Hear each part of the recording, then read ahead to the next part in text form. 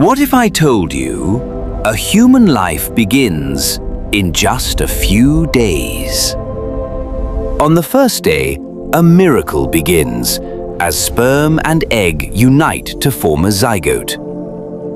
On the second day, it divides rapidly through cleavage, forming blastomeres.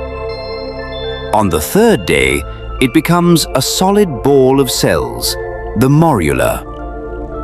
On the fourth day, it transforms into a blastocyst and moves toward the uterus.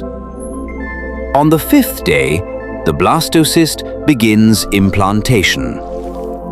On the sixth day, it embeds deeper into the uterine wall. On the seventh day, the trophoblast begins forming future placenta. On the eighth day, a bilaminar germ disc starts to form. On the ninth day, the amniotic cavity appears. On the 10th day, early placental connections begin. On the 11th day, the chorion continues developing, supporting new life.